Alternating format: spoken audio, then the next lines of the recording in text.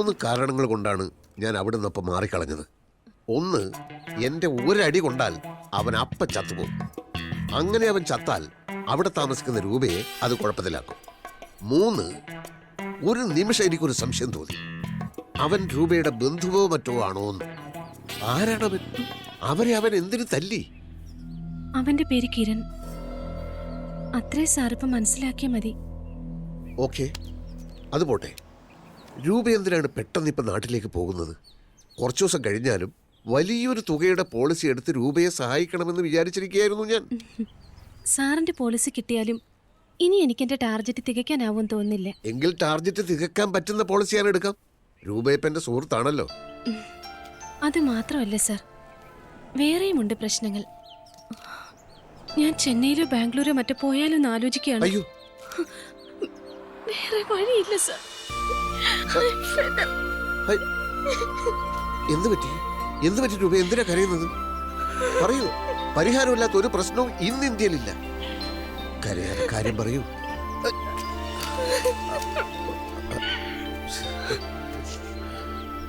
വാടക കൊടുക്കാൻ പറ്റുന്നില്ല, സ്കൂട്ടറിന്റെ EMI അടയ്ക്കാൻ പറ്റുന്നില്ല, ഗ്രേസ് ചേച്ചിക്ക് കൃത്യമായി ശമ്പളം കൊടുക്കാൻ പോലും കഴിയുന്നില്ല. എനിക്ക് കിട്ടുന്ന സാലറിയും ഇൻസെന്റീവും ഒക്കെ അവൻ വന്ന് വാങ്ങിച്ചോണ്ട് പോകും. കിരൺ. ഇക്കാര്യം അപ്പൊ എന്നോട് പറയാമായിരുന്നില്ലേ? അവിടെ വെച്ച് തന്നെ അവന്റെ കഥ ഞാൻ കഴിച്ചേനെ.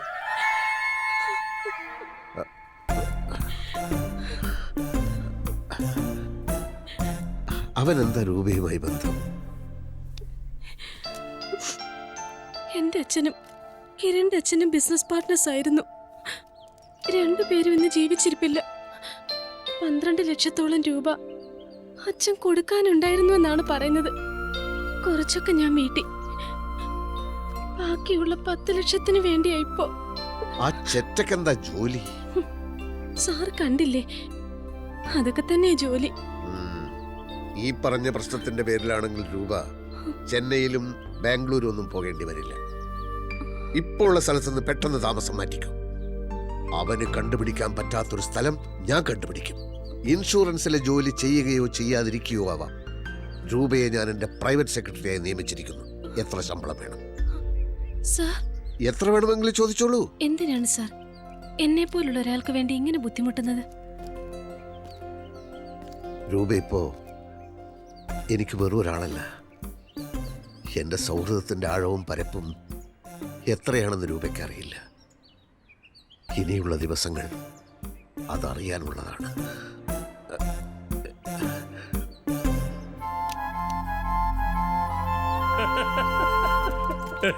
താൻ ആള് ഞാൻ വിചാരിച്ച മാതിരി അല്ലല്ലോടോ. അവളുടെ വീക്കൻസ് തന്നെ കയറി പിടിച്ചു. മിടുക്കൻ. ഇക്കാര്യത്തിൽ ആരാ എന്റെ ഗുരു? ഗുരു ശിഷ്യനും ഒക്കെ അവിടെ നിൽക്കട്ടെ. തൽക്കാലം അവളെ രഹസ്യമായിട്ട് താമസിപ്പിക്കാൻ പറ്റിയ ഒരു സ്ഥലം കണ്ടുപിടിക്കും. അവിടെയാണ് ഒരു അടി പറ്റിയത് ഓനച്ച. എല്ലാം ഒത്തൊരു വീട് ആ ബ്രോക്കർ ഏർപ്പാട് ചെയ്തതായിരുന്നു. ലാസ്റ്റ് മിനിറ്റിൽ ഹൗസ് ഓണർക്ക് എന്തോ ഡൗട്ട് അടിച്ചു.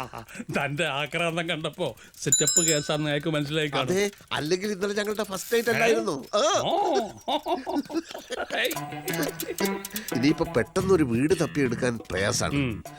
ഹോസ്റ്റലിലാക്കാന്ന് വെച്ചാൽ അവിടെയൊക്കെ ഒരുപാട് നിയമങ്ങളാ. കാണാൻ പാടില്ല, മിണ്ടാൻ പാടില്ല. അതിനല്ലല്ലോ നമ്മളിത്. പിന്നിപ്പോ എന്ത് ചെയ്യും? അല്ല, തൽക്കാലം ഓനച്ചന്റെ ഇവിടെ നിർത്തിയാലോ എന്ന് ആലോചിക്കുക. ഇവിടെയോ?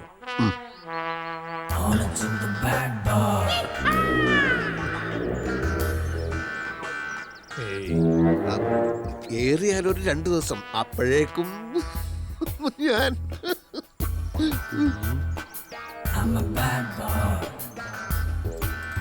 അതെനിക്കൊരു ചീത്തപ്പേരാവില്ലയോ അശോക? അതെങ്ങനെ?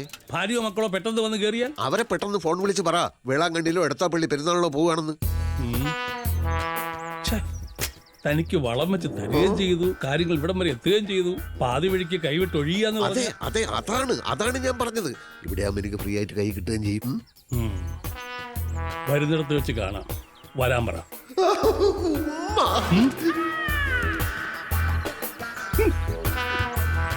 പക്ഷേ സാർ, എനിക്ക് ഒരു ബന്ധവുമില്ലാത്ത ഒരാളുടെ വീട്ടിൽ രൂപയ്ക്ക് ഞാനുമായിട്ട് ബന്ധമുണ്ടല്ലോ. രൂപയേക്കാൾ പ്രായമുള്ള 6 പേരക്കുട്ടികളുണ്ട് ഓനച്ചന്. അതിൽ ഒരെണ്ണത്തിന്റെ കല്യാണം കഴിഞ്ഞു. അതെല്ലാം പോട്ടെ, രൂപയുടെ സുരക്ഷിതത്വത്തിന്റെ കാര്യത്തിൽ ഞാൻ സദാ ജാഗരൂകനായിരിക്കും. ഒന്നുകൊണ്ട് പേടിക്കേണ്ട, ധൈര്യമായിട്ട് പോന്നോളൂ. സാറിന് അത്ര വിശ്വാസമാണെങ്കിൽ ഞാൻ വരും.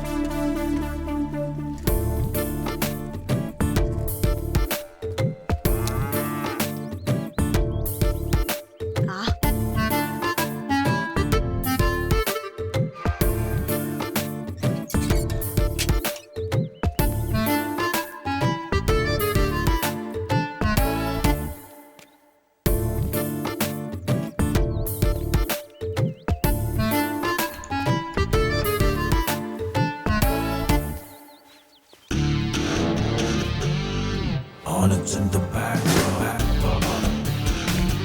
I'm a bad boy. I'm a road dog. വല്ലാതെ ഒന്ന് ഒരുങ്ങിയിട്ടുണ്ടല്ലോ. ഒരു ഗസ്റ്റ് ആദ്യമായിട്ട് വീട്ടിലേക്ക് വരുമ്പോ നമ്മളൊന്ന് ഒരുക്കി നിൽക്കുന്നതല്ലേ അതിന്റെ ഒരു ഏത്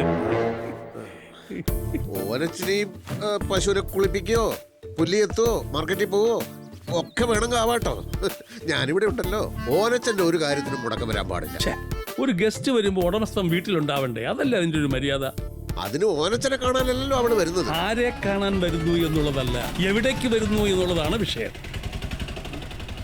ഏയ് നിർത്ത് നിർത്ത്, ഒന്ന് തിരിച്ചേ.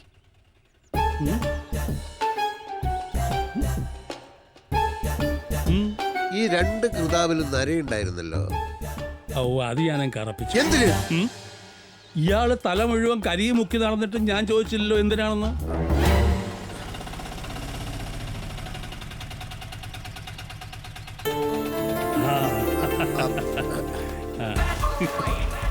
അങ്ങോട്ട് വാ. Hello miss Roopa, I am ഓനസ്. Hello hello. Hi, nice to meet you. വിടൂ, ഇനി ഞാൻ ഷേക്ക് കൊടുക്കാം. ഓട്ടോ എവിടെയാട്ടാ? എത്രയാ? അയ്യോ, ഞാൻ കൊടുക്കാം. ഏയ്, ഓട്ടോയുടെ കാശ് ഞാൻ കൊടുക്കായിരുന്നു. അത് പിന്നെ കൊടുക്കാം, അടുത്ത പ്രാവശ്യം കൊടുക്കാം. ആ ബാഗ് എടുക്കടോ. കുട്ടി വരൂ. ആ just A minute, just A minute, just A minute, just A minute. അയാൾ കുറച്ച് ഓവർ ഫ്രീഡം കാണിക്കും. വിട്ടേക്ക്, കേളവനല്ലേ.